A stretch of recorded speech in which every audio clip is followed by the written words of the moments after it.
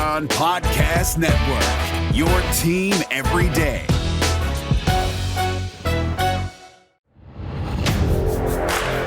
You are Locked On Big Ten, your daily podcast on the Big Ten Conference.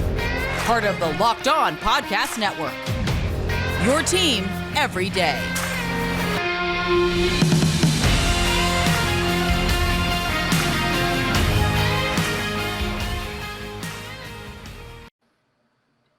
Welcome into Locked On Big Ten. Everything you need to know about the Big Ten Conference every single weekday. Alongside our Thursday co-host and the host of Locked On Wolverines here on the Locked On Podcast Network, Isaiah Hull. I'm Nate Dickinson, and we've got a good show lined up for you today.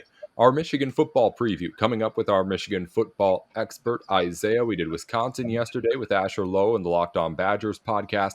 Today we get into the Wolverines and a season that could change a whole lot for the future of Ann Arbor, depending on how it goes. But we'll get into all that in just a minute with you, Isaiah. And welcome in on the show again, as we'll have you here every Thursday going forward as we start up our new schedule. But first, I want to talk to you about this coaches poll that came out earlier this week. We chatted with Asher Lowe about all of it as a whole, but your Wolverines not on the top 25, getting votes. I don't know if it's a surprise to you that Michigan's not showing up there. I wouldn't think it would be. Some people did think that the Wolverines might sneak in, partly just because of that Michigan name, but it's still in the conversation. Michigan is a top 25 team. Do you think it's deserved right now, Isaiah? I think it is deserved. I do take a little bit of consternation from the sake that it seems like a lot of other teams that had really bad years and have a lot of similar question marks are in the top 25, whereas Michigan isn't. Michigan seems to be kind of a weird outlier in that they aren't getting the typical, Michigan, USC, Texas bump that you get every offseason. And I think that when you look at like Wisconsin and Penn State, I know Michigan lost to both, but they get a lot more benefit of the doubt just kind of overall than otherwise. And I think that kind of sits weird with me to some degree, but at the same time, Michigan was so abysmal last year that I can understand where people have no faith. But at the same time, and I've said this a million times over, Michigan is more talented than any other team in the Big Ten that's not named Ohio State. I know people want to pretend like Penn State, Wisconsin are out recruiting Michigan. And if you look at 2022, guys who aren't on campus, Penn State's out recruiting everybody right now. Aside from Ohio State in the sense of, per star ranking, Right. But there's a lot of untapped potential in Ann Arbor. That's the big thing, though. It's untapped. So I think it's probably a good thing that Michigan's on the outside looking in. I think this is one of the few times where maybe you see a little bit of chip on the shoulder type situation for Michigan.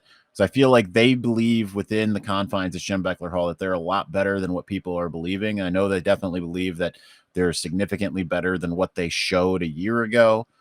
Definitely heard a lot at Big Ten Media Days about culture issues and the types of things that they had fixed this offseason.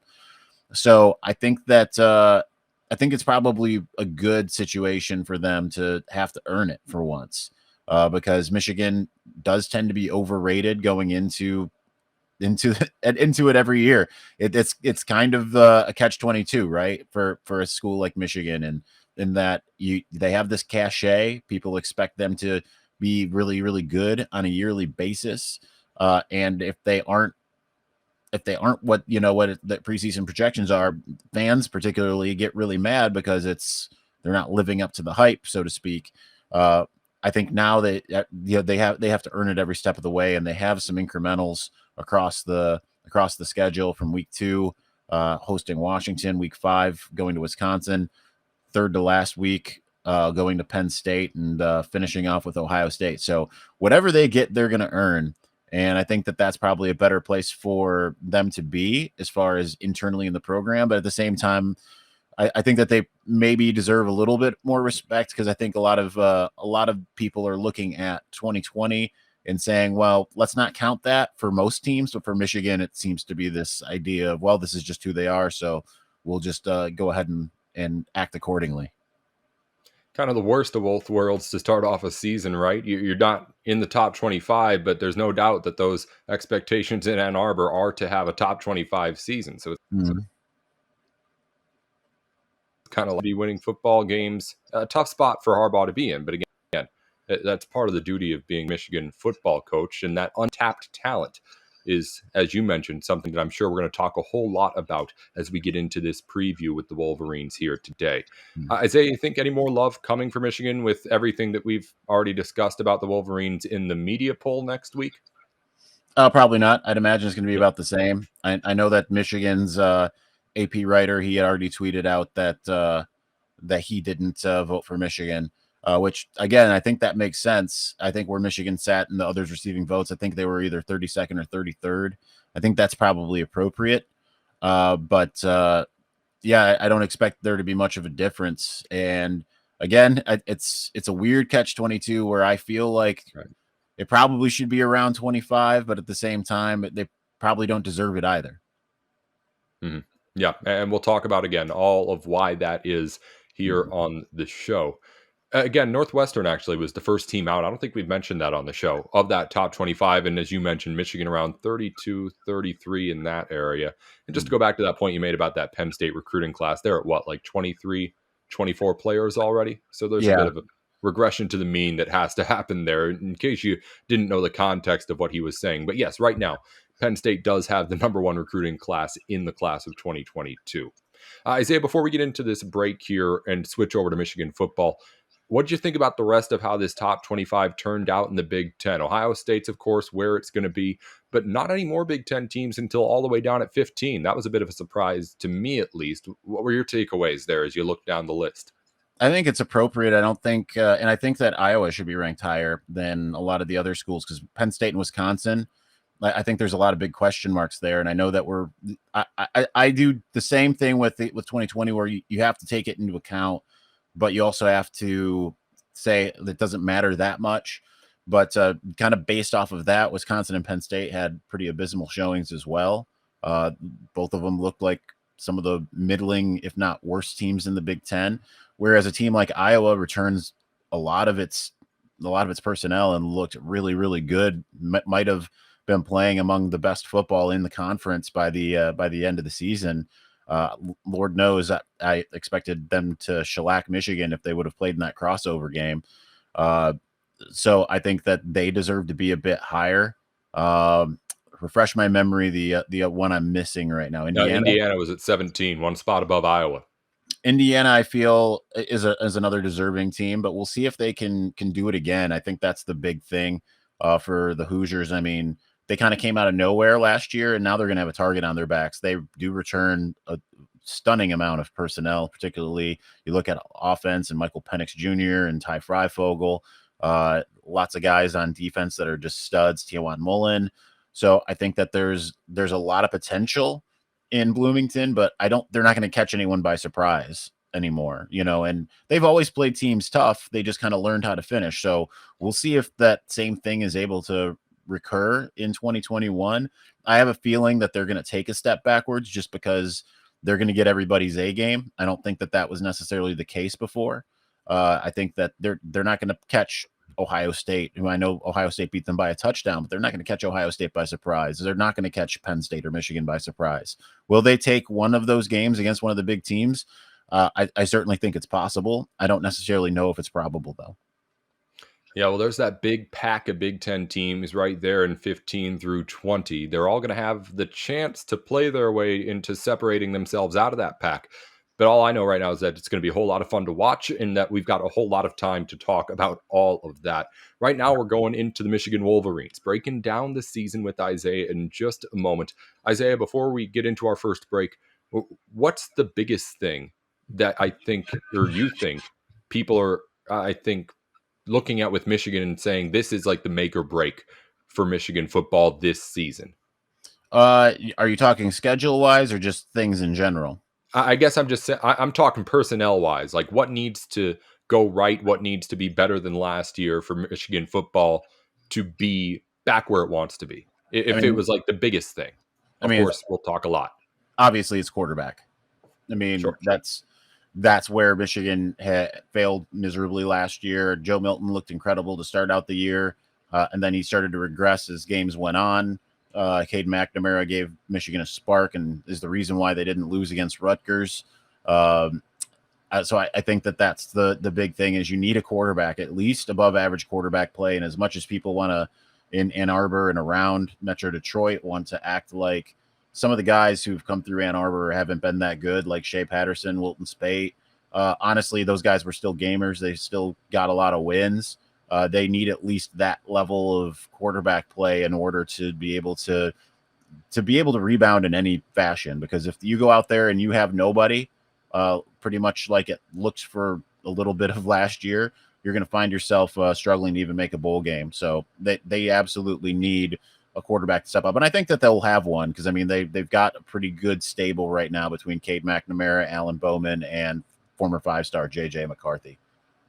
And that's where we're going to start in a minute at that quarterback spot to talk about that entire stable and where it stands right now as far as the hierarchy goes. But you're right, Isaiah. Right now it's getting to the point where, at least under the Jim Harbaugh era, it's getting to like TV graphic territory of like the quarterbacks he's had compared to the quarterbacks Ohio State's had in the time that he's been there. Just consistent college stars compared to the, as you said, average quarterback play at best that Michigan's been able to put out. But we'll get to who could be the guy to break that streak for the Wolverines this season in 2021 in just a minute with Isaiah Hull of the Locked On Wolverines podcast. You're listening in to Locked On Big Ten. Hey, more coming up with Isaiah in just a minute. But first, we got a new sponsor to tell you about, and it's Sweatblock. Now, Sweatblock has, if you don't know, some of the best products out there to just making sure that you're not sweating too much. It's the summer months, and it's the dog days of summer now in August.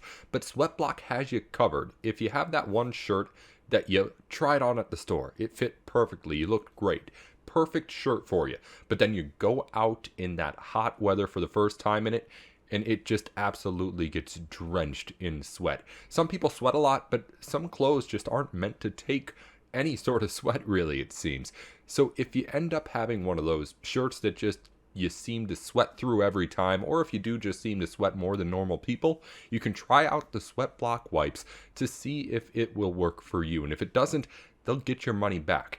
These things are up to 7 days effective on your underarms with one set of wipes. Just wipe them on your arms, real nice and easy to do, and you're protected, good to go for up to a week. And again, if it doesn't keep your underarms dry, they will refund you your money. And you can save money too by using our promo code at the site.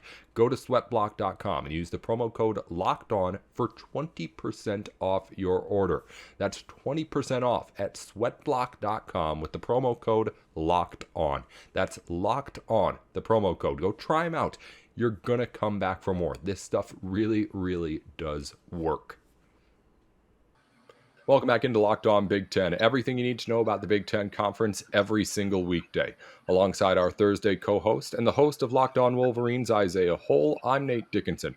And we're here to break down the Michigan football team as we get ready for the 2021 season.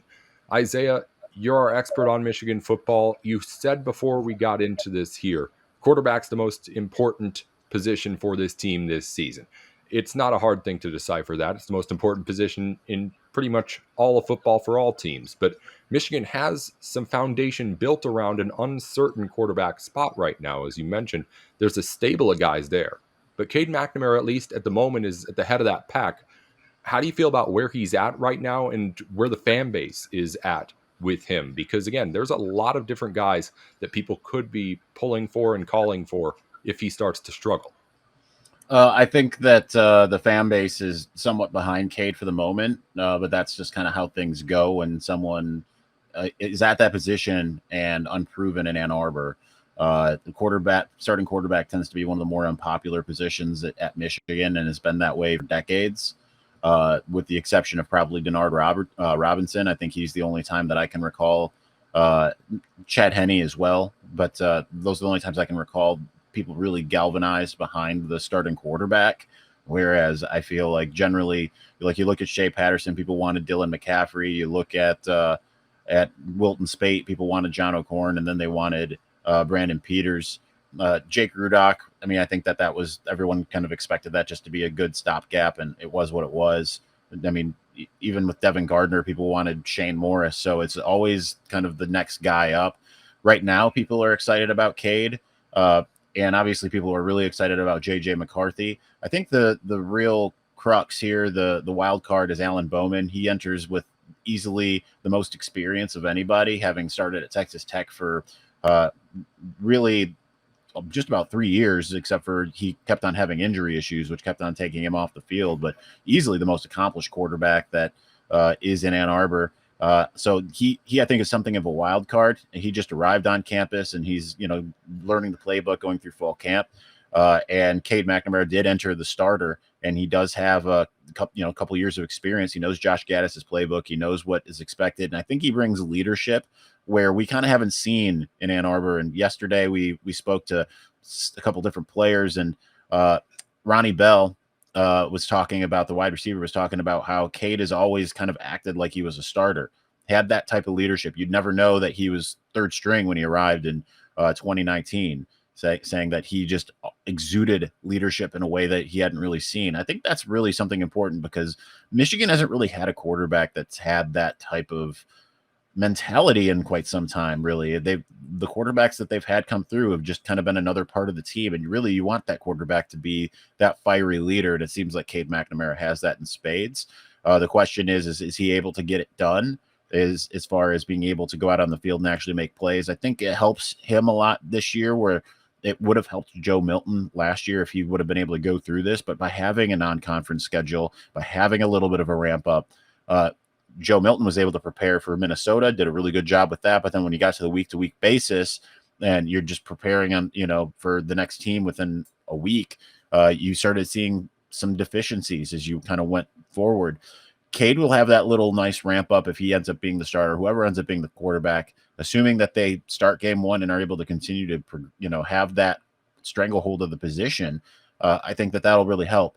The other thing is, I think that really helps is just having that competition, having 3 guys that all could essentially win the starting role, because Joe Milton's biggest competition going into the season last year was Dylan McCaffrey, and Dylan McCaffrey opted out and said he was transferring before they even got to fall camp. So it became a Joe Milton, Cate McNamara battle. And McNamara was considered to be a year or 2 away. So now it's finally McNamara's time. So we'll see if he ends up being the guy. I think he has a lot of those intangibles you're looking for. And we've seen the team really kind of rally around him and his limited appearances in 2020. I think that speaks to his leadership. So I think it's going to be really difficult for anyone to supplant him, but just because of those intangibles that he has. If the season were to start, say, tomorrow, and we were actually playing games and getting out on the field, how long do you feel like the leash would be on McNamara? I guess how safe do you feel like of a lead he has on this job? That's a little hard to say because we don't really know much about what Alan Bowman's been able to do in fall camp yet, or even JJ McCarthy. Jim Harbaugh said at Big Ten Media Days that JJ McCarthy, he was right there with him, and that was more of a credit to his prowess and his talent than it was Cade not being ready or something like that. So, I think that this coaching staff has probably learned some lessons from last year, and to not necessarily wait too long if a guy is struggling, but you also don't want to ruin a guy's confidence either, because I feel like that's what ended up happening down the stretch with Joe Milton. You saw him go from being excellent. People were talking about him after one game as being a Heisman contender. Then by the Wisconsin game and then the ensuing Rutgers game, he was just absolute shell of himself. So you don't want to ruin a guy's confidence, because he was certainly had lost it by that point. But at the same time, you have to win games. And, Jim Harbaugh, considering his contract extension, the buyout, which is, basically his contract's half of what it was going to be. So he's in win now mode. So I would imagine that they've learned the lesson of, hey, if a guy looks shell-shocked early, let's get him out. Let's get someone else in. And we've seen them do that before. Wilton Spate certainly had some issues in the season opener in 2017 against Florida. Obviously, he's a guy that never really felt like the moment was too big. He played in some of the bigger games that Michigan's had in recent memory, including the 2016 Ohio State game, and he played quite well. But when he was surrounded with a younger cast and a not so good offensive line, he had some shaky moments, and Harbaugh pulled him and put John O'Corn in to kind of finish out that the second quarter, and put Wilton back in. So I wouldn't be surprised if we see some kind of activity like that should there be any kind of issues in the early going.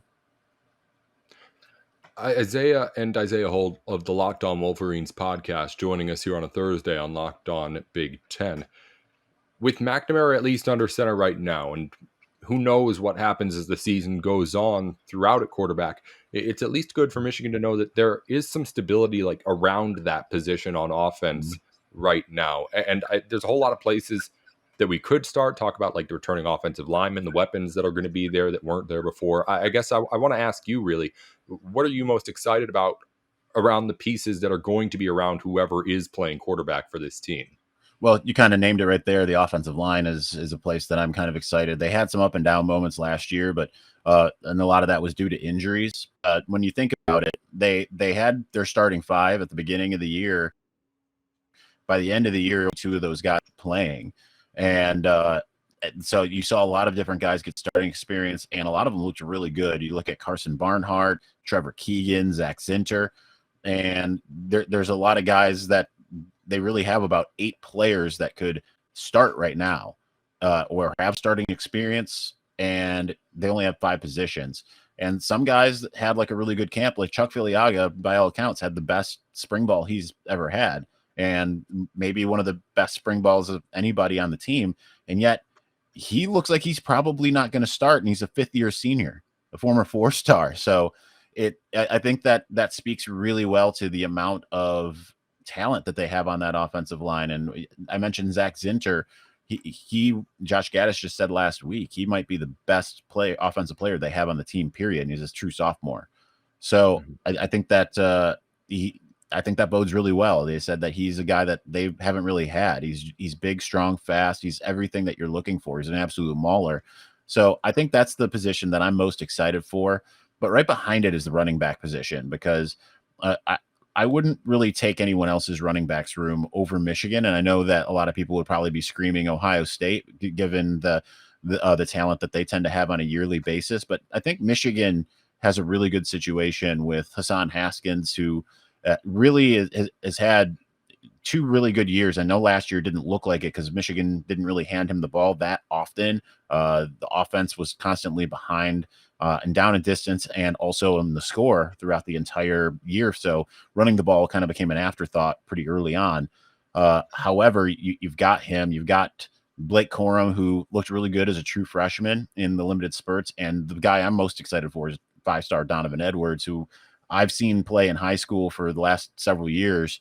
I remember when now Michigan safeties coach, former West Bloomfield head coach, Ron Bellamy, I remember seeing him at a 7-on-7 camp, and I was there to talk to Lance Dixon, and who ended up at Penn State and then transferred out of there. But I remember saying I need to talk to him. I need to talk to Makari Page, who's now at Michigan. And I was like, tell me, who is the guy that I should talk to on your team right now? Like, who else? And he pulled Donovan Edwards. He was a sophomore, I believe, at the time. And he's like, listen, this is going to be the best recruit I've ever had come out of West Bloomfield. And that's all I've seen and heard since then. And he's the real deal. He might be, when everything's said and done, the best running back in the Big Ten once his time comes. I mean, he's got that it factor. So I'm really excited to see him. And Jim Harbaugh and Josh Gaddis both said he's a day one guy. They're gonna get him out on the field in the first day, as soon as the first game, as soon as they possibly can. Yeah, I mean, honestly, the running back position is kind of stacked this season in the conference. Ohio State, as you mentioned, has all the talent over there. You've got, by the way, both first-team All-Big Ten running backs coming back over on the other side of the conference, and you could still easily make that argument that Donovan Edwards and Hassan are going to be the most exciting pair of backs in that backfield in the conference to watch. So it's going to be fun to watch all around with these skilled players. And that offensive line getting healthy too could mean that these guys with that talent that's been untapped so far might have the actual chance to break out here in this season. If you've been listening to the show, then you already know about BetOnline and all that it has to offer. You may have already gone over to the website and checked it out. Been a little bit intrigued probably by all of the different lines that they have out there. Really just how nice it is to look at everything. They got a nice setup on the site. And of course, they've got information out there that you're not going to be able to find anywhere else too. If you haven't gone out yet, I suggest that you go to the browser and check out betonline.ag. At least see what they have to offer, because It really is everything that you could need as far as your sports betting goes. They've got the lines, they've got the stories to make sure that you're educated before you put that money on the games. They've got, of course, great deals going on all the time, including one with us right now. If you go to betonline.ag and enter the promo code LOCKEDON, you'll get 50% off your order. 50% added on top of your first deposit. I'm mixing up all sorts of stuff going on here. But if you go to betonline.ag right now, make a deposit after you end up making your account and add in that promo code locked on, they'll add 50% onto whatever your deposit is. That's what I meant to say. So whatever you put in, 50% of it just thrown right on top for free, thanks to the people over at betonline.ag.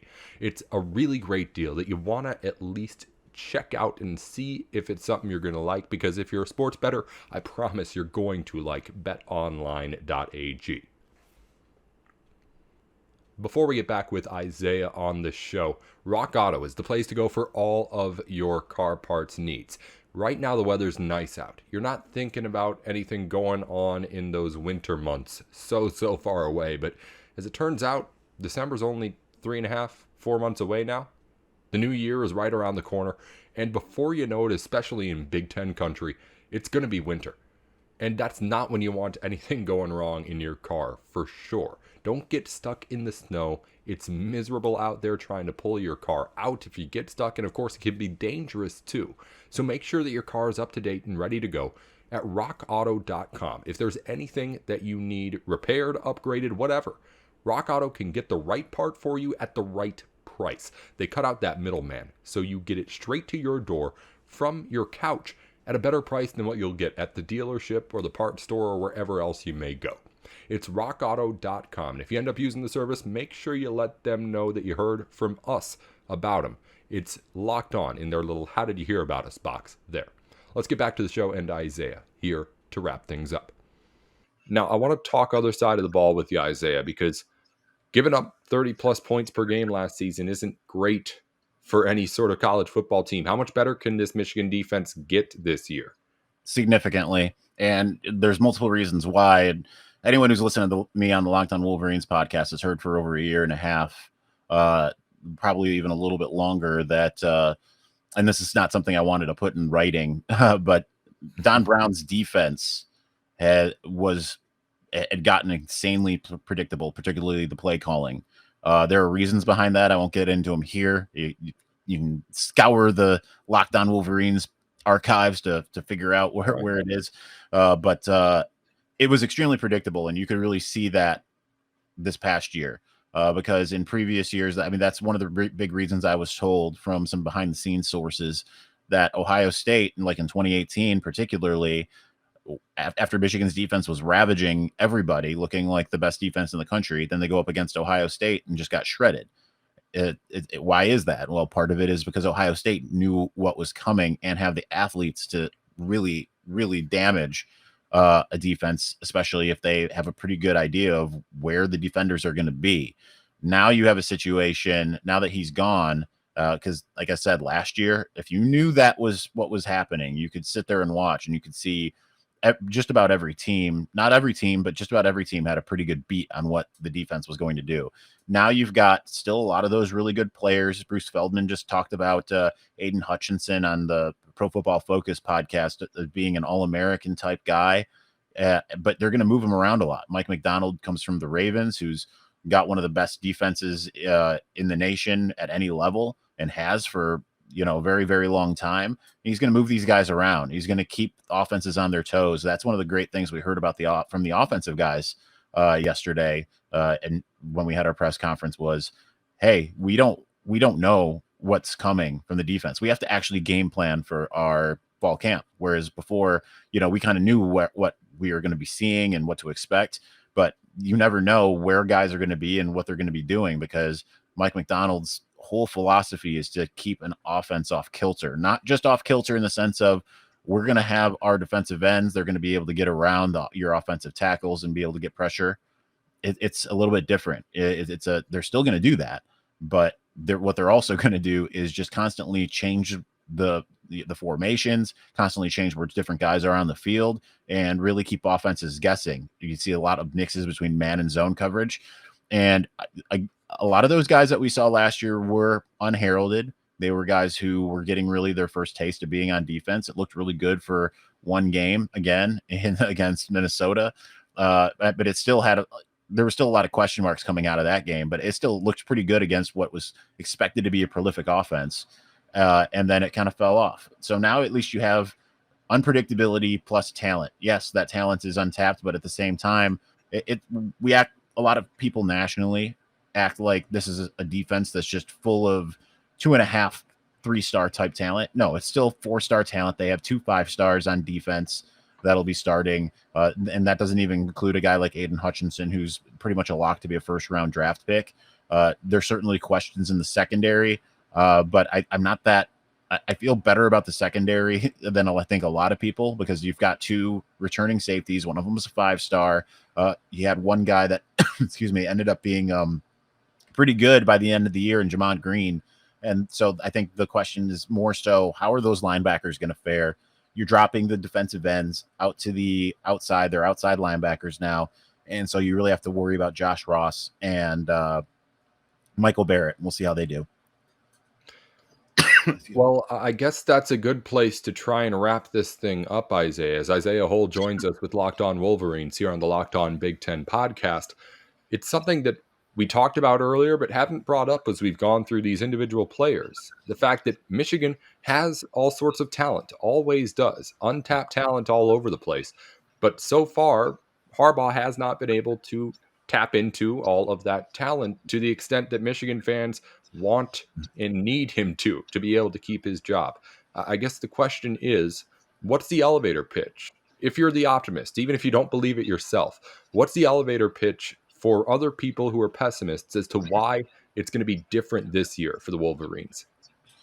I think it'll be different this year just for the sake of it. It seems like now you have people on both sides of the ball that really want to put their talent in a position to succeed.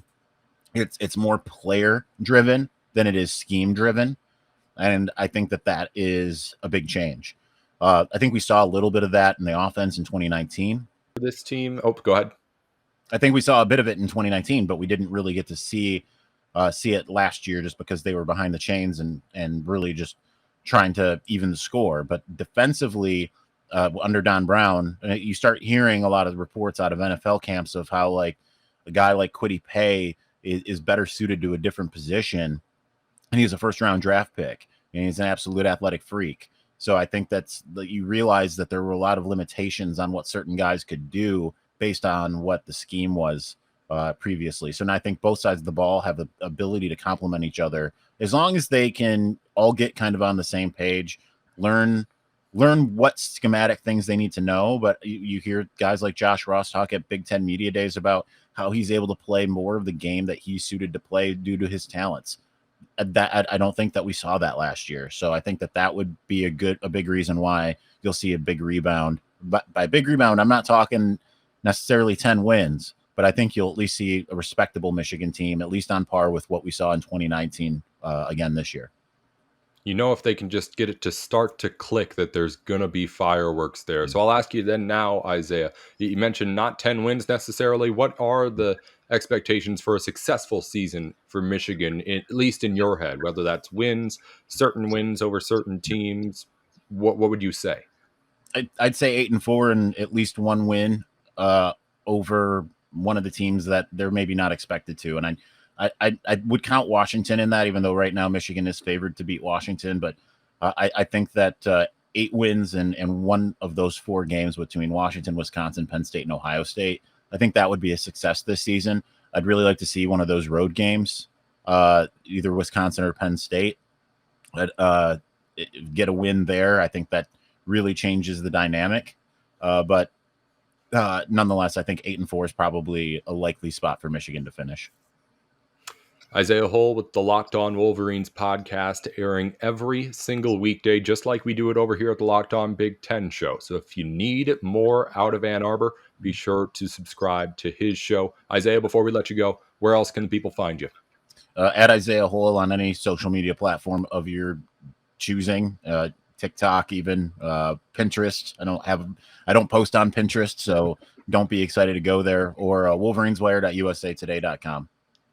I like that, all that stuff. Yeah, I'm at Nate with Sports. I think I still have a MySpace somewhere. The show's at Locked On Big 10 on Twitter. And of course, wherever you're listening now, subscribe, give the 5 stars, go do the same thing to Isaiah's show too. Isaiah, we'll talk to you next week as we continue to gear up for this football season. I know you'll have plenty that you'll want to get into. So until then, you've been listening in to Locked On Big Ten.